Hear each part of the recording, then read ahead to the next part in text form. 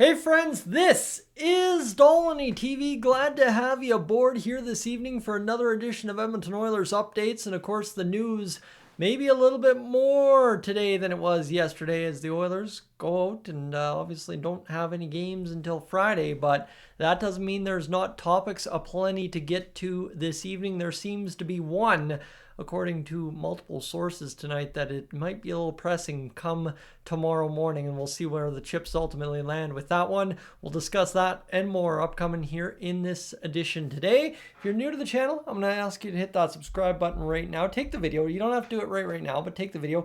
And if you're returning and, well, you like the fact that the Oilers went into the break on a winning note, hey, leave a like on the video. Let's go. We've got some positive vibes, at least for a week's sake, right? Until we get to Friday and get dummied because I watched the game or something stupid. But we won't get too far down that road. First, we will stop here where the injury update today from Kris Knoblauch, not so positive on Victor Arvidsson and Zach Hyman. Well, 5 to 8 days for both Arvidsson and Hyman. Neither will play in the weekend games, but are expected to join the Edmonton Oilers for the road trip Friday in Utah, Saturday in Colorado, and Tuesday night in Vegas.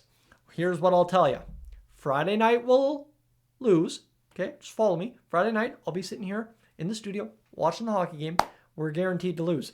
Now we go back to Saturday. Saturday night, friends, here on Dolany TV, you can enjoy the RMAA U15A Renegade squad taking on the Red Deer team for the Pack the Purple fundraiser event night, and we'll have that broadcasted. Patrick and I will have your commentary as we broadcast live from the Pete Knight Memorial Arena in Crossfield, Alberta that night. So that's what you need to know there. And then Tuesday night, that's a gamble against Vegas. Pun intended. All right, let's go here. We move on. We making bad jokes.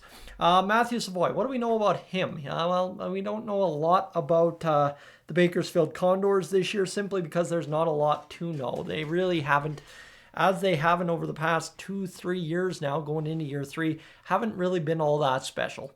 And what's happened here is the Oilers' cupboards are bare. Yes, the Oilers have stacked up some talent via the free agency pool in the junior ranks, but just in terms of, I don't know, getting the most out of the roster and keeping healthy, the Bakersfield Condors have not been the best at that. So what you have here is DMB's tweet version similarity to Gene Principe that we looked at earlier. And then reply to the tweet was about asking about Savoie being the call-up. Well, the plan is to have Matthew Savoie, as we have known, play the first half of the season in the AHL as a first-year pro and go from there. Again, you expect by Christmas time he should be up to speed, and if he's dominating and the Oilers need his punch on the right side, you imagine he comes up. If not, he maintains a full year down there, and away they go, hopefully leading the Condors to the playoffs, if that is even still in the picture at this moment. And it goes to say that he won't be recalled unless the Oilers are in dire straits when it comes to call-up options. You know, right now, Noah Phillips, number 1 on that list if we need a center. Drake Caggiula is number 1 on that list if we need a winger. And then you kind of have some other guys that might be still ahead of Matthew Savoie just for the simple fact of getting the job done on the fourth line as opposed to, you know, Matthew Savoie, you're not recalling him to play 6 minutes. If you recall Matthew Savoie to play 6 minutes, you might as well have wasted the cap, literally cap space money, by burning it with a lighter and laughing at yourself, because that's dumb. Okay, that's dumb. If you're going to give a guy a shot, give him a shot. So that is where I would put that to you tonight. And then we go here to that important, hey, update that might be happening. David Jiricek, a trade is expected sometime in the next 24 to 48 hours. I think from everything I've read today from Frank Saravelli, Elliot Friedman, and all those tweeting about it, seems that the trade is expected in much more in the 24-hour time frame. Unlikely to be the Oilers, but I'm going to tell you right here, right now, I wouldn't rule the Oilers out necessarily. There's potential here that, you know, when rumors swirl and it seems like the Oilers are out of trade talks, they seem to glide on in the back door there a little bit and swoop in and get a guy. It's happened a couple times over the past few years. The Oilers have been a sneaky team to pick some guys up that are mentioned on the market, so I wouldn't be surprised. But again, I don't see it being likely. So that's a little bit of both worlds there for you on that one. Of course, by the time I have this video up, I bet you David Jiricek's been traded and I look like an idiot. So don't worry too much about it. We'll be fine. We'll survive. We'll get this done, and we'll see what happens this evening. Now we move on, talking trade, to another update here from Daniel Nugent-Bowman. Basically a reply about the Matthew Savoy one. Basically, Daniel Nugent-Bowman shutting down talk about trading for a goaltender.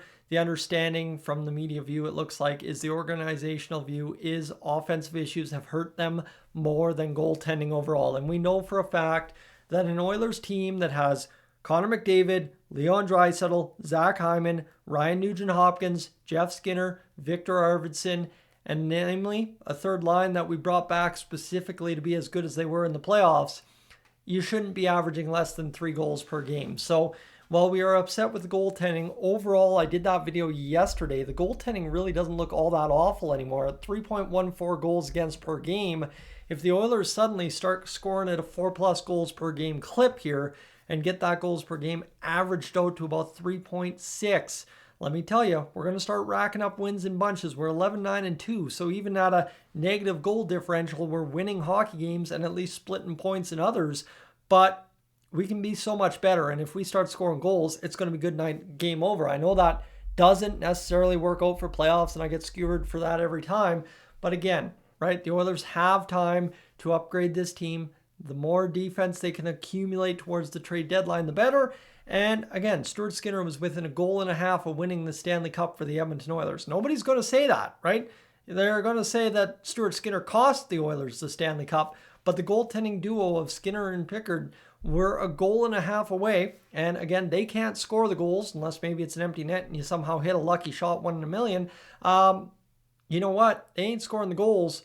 So, you might need to score more than 1 goal to win the Stanley Cup. And that doesn't just go for the Oilers. That goes for a lot of teams out there. So I would love to see definitely Stewie get a shot at redemption of leading this team to the Stanley Cup final and trying to win it. But again, that comes at a heavy cost of having to upgrade the team in a lot of other areas and get a lot more out of players that haven't quite given you their best yet this season. So we stay tuned. Obviously, a lot of topics here to talk about here the rest of the week. Matthew Savoy, a nice little update on him. That's always awesome to see that the Oilers are actually staying the course with a prospect development plan. Now, that said, as I said, Bakersfield is an absolute disaster class in prospect development over the past 3 years. And that comes from the Oilers. Again, all this R&D research we're doing here just ain't quite paying off dividends yet, but as we say in Oilers land, when something doesn't work, maybe you fire the coach.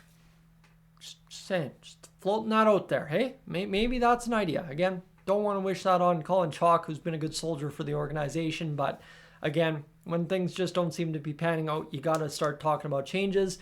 And things have been pretty stagnant in Bakersfield for the past little bit. So maybe there's a solution to be had there. But friends, for this evening's edition, that'll do it, unless there is something further on David Jiricek this evening. But for now, I'm going to go eat dinner, and we're going to go enjoy an evening where the Oilers don't play hockey, and I don't have to stress about being down here watching them lose. I am up on out of here.